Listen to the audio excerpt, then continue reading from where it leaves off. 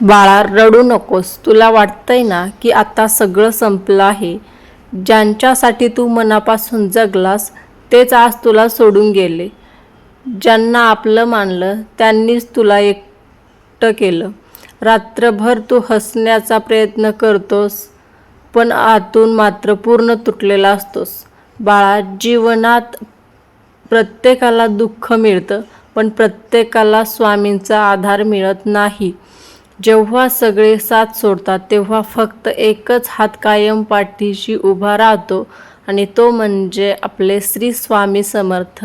श्री स्वामी समर्थ म्हणतात, भिवू नकोस बाळा, मी तुझ्या पाठीशी आहे.